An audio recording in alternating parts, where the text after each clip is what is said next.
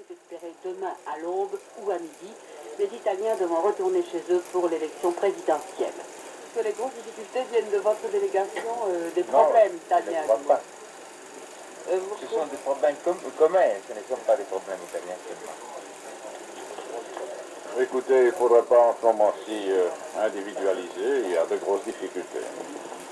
Voyez-vous ce plan s'arranger pour finir? Oui, je crois que nous avons encore toutes les possibilités de finir demain, ça veut dire demain, oui, lundi, lundi à un accord. Alors attendons. Attendons ce que les prochaines heures apporteront à l'actif ou au passif de l'unité européenne.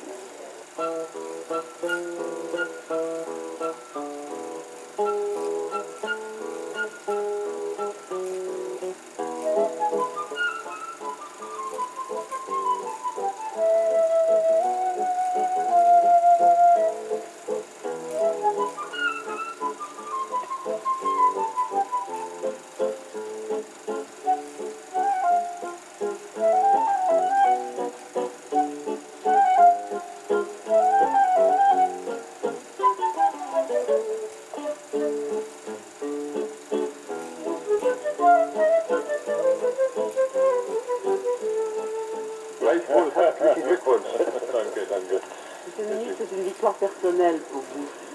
Surtout une victoire pour la communauté. Ah oui, pour mes collaborateurs, moi, et mes collègues de la commission, c'est vraiment une grande journée, n'est-ce pas, que le Conseil a réussi de prendre cette décision. Une des journées les plus importantes de notre communauté. Je crois que nous avons bien conclu. D'ailleurs, le fait que tout le monde ait adhéré aux conclusions prouve que tout le monde était également content et également mécontent. Est-ce qu'il y a certaines nuances dans les accords? Vous avez dit que vous étiez content et mécontent, monsieur le ministre. Pourquoi êtes-vous content et pourquoi êtes-vous mécontent? On pourrait sans trêve discuter des détails. Au total, nous sommes contents parce que nous avons conclu. Qu'est-ce que cela? D'autant plus qu'il y a en France environ 1 million de chèvres. Et comme le fromage de chèvre français jouit d'une très bonne et très ancienne réputation, on pourrait croire qu'il s'agit là d'un produit facile à exporter. Or, il n'en est rien, la France exporte peu ou pas de fromage de chèvre. Pourquoi? Parce que pour exporter, il faut être en mesure de proposer aux consommateurs étrangers un produit de qualité, de forme, d'authenticité et de saveur constant. C'est à ce prix-là que certains fromages étrangers qui n'ont pas l'originalité des nôtres ont pourtant conquis notre propre marché intérieur.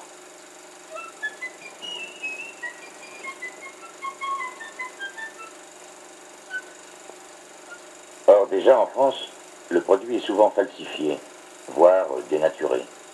Et le client français, trompé dans son propre goût par une réclame tapageuse, achète davantage de fromage. En fait, les Français, par force, pressés de se nourrir, flattés par une publicité folklorique, se contentent, puis acceptent une bonne médiocrité moyenne. Et dès lors, pourquoi ceux qui commercialisent ce produit en série n'abonderaient-ils pas dans leur sens, puisque cela se vend ?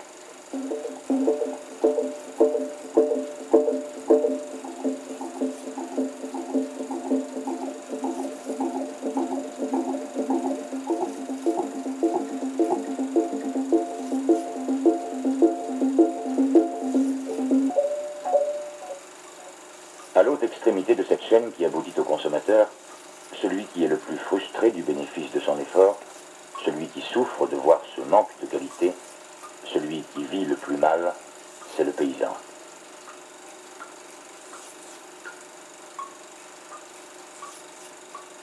Je m'appelle Roger Lebouvert, j'ai 38 ans. Je m'occupe du problème de la chèvre dans le Berry depuis 1959. Maintenant, je suis responsable du groupement de producteurs d'Anjouan, dans l'Indre, qui ne fabrique que du vrai fromage de chèvre, 100% chèvre. Mon idée, mon but, c'est de défendre ce produit de qualité en permettant aux paysans éleveurs de vivre décemment.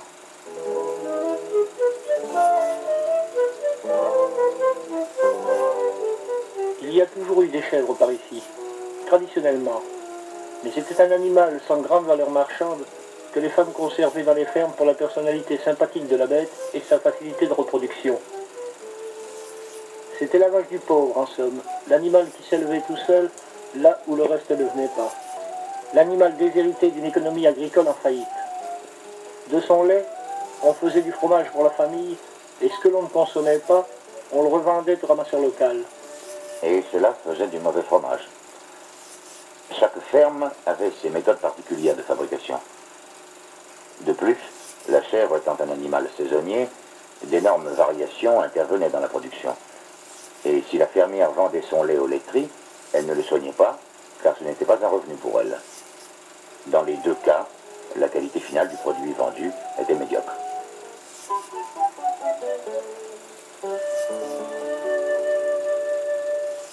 Mon mari et moi, nous sommes seuls avec un petit employé pour la traite et les soins du troupeau, ainsi que la fabrication du fromage que nous vendons frais à un grossiste.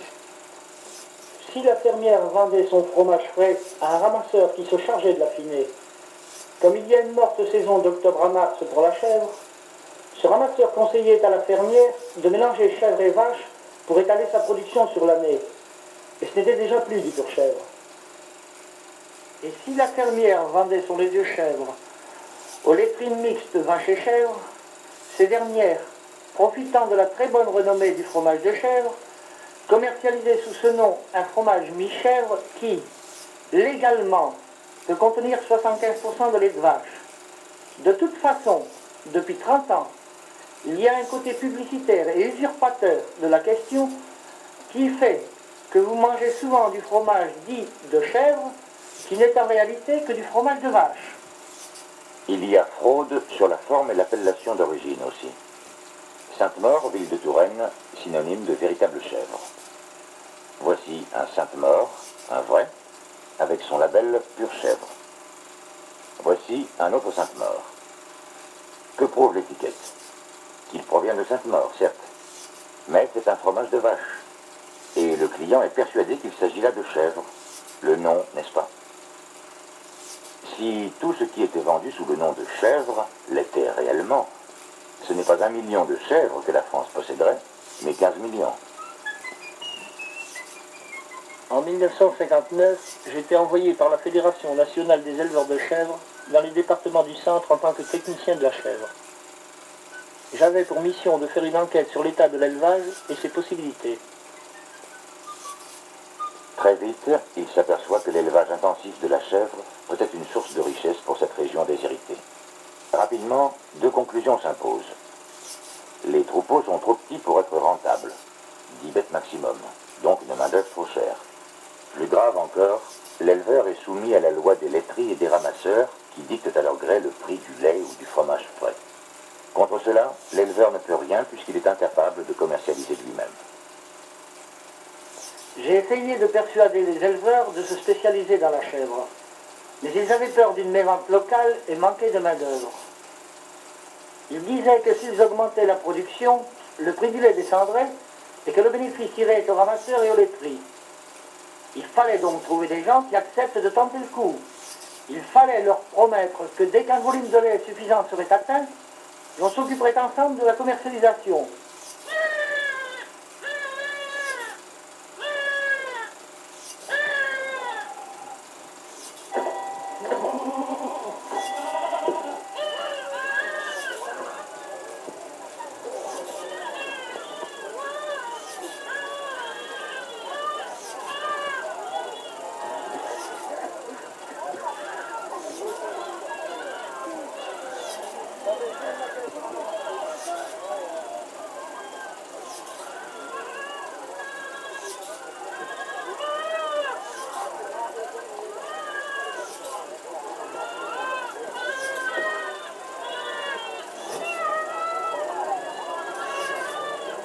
Nous avons cherché les limites idéales de travail.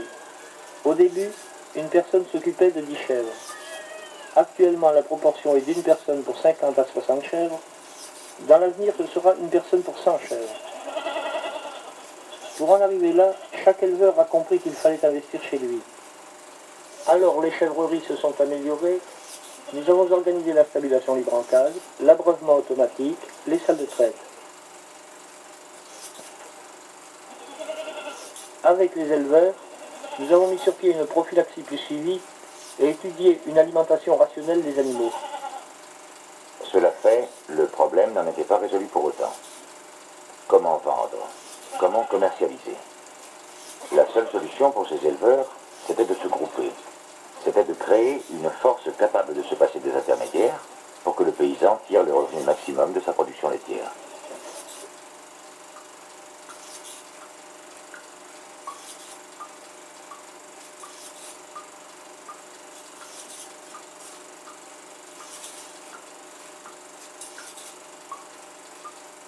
9 décembre 1959, 7 éleveurs se réunissent à Anjoin et décident de créer une coopérative pour la production et le ramassage du lait et la fabrication et la vente d'un fromage 100% chèvre, respectant les traditions fermières du produit. Je suis devenu coopérateur par nécessité. La coopérative, en montant le travail de fabrication du fromage, m'a permis d'augmenter mon troupeau. De 20 chèvres en 2 ans, je suis passé à 60. Mon programme est d'atteindre 80 chèvres.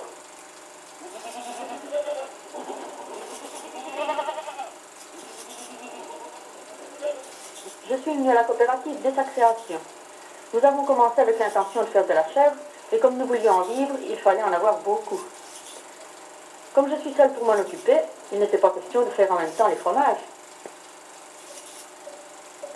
Nous avons fait les choses progressivement. La première année, en 1961, nous avons fait un essai de vente en commun. Chacun fabriquait son fromage chez soi, que nous vendions au frais à 3 ou 4 jours par un système de transport commun. Cela nous a permis d'étudier les énormes possibilités pour un produit homogène et de qualité, d'autant plus rentable qu'il serait affiné. Il leur fallait 41 millions pour construire une laiterie moderne. Comme 40 éleveurs s'étaient joints à la coopérative, le capital social minimum fut vite atteint qui leur permit d'emprunter au Crédit Agricole.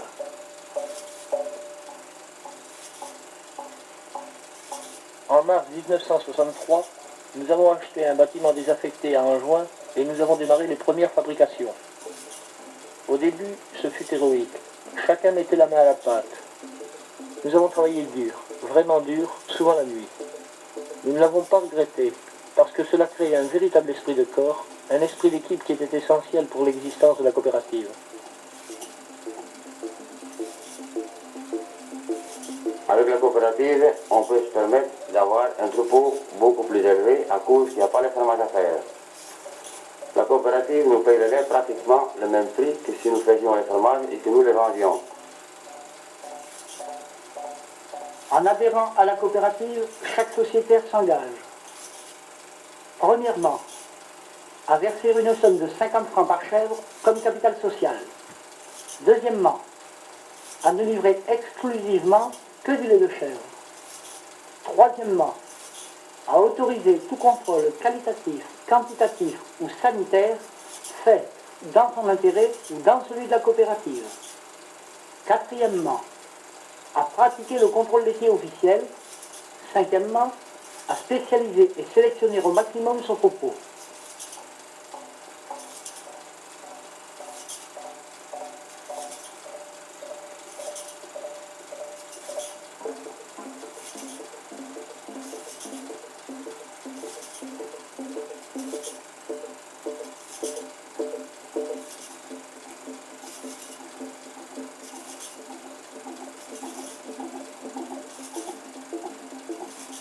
Un groupe d'éleveurs m'a nommé présidente de la coopérative.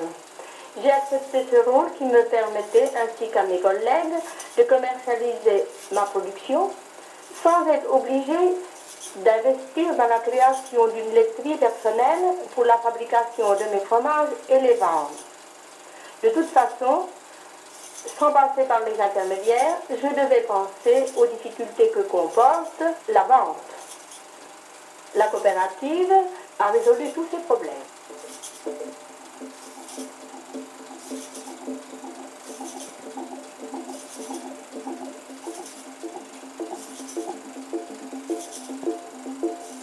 Nous avons eu des difficultés, beaucoup de difficultés.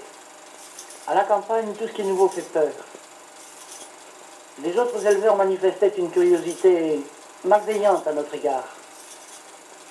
D'autre part, le commerce local voyait d'un mauvais œil une concurrence nouvelle s'établir qui risquait de faire monter les prix à l'achat.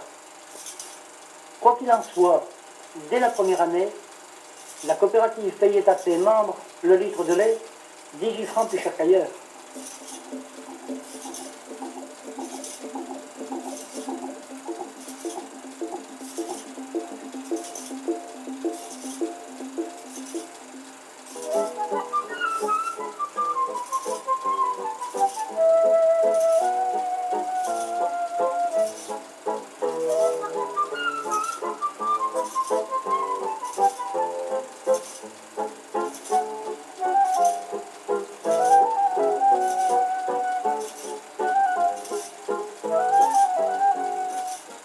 Voilà ce que nous avons essayé de faire.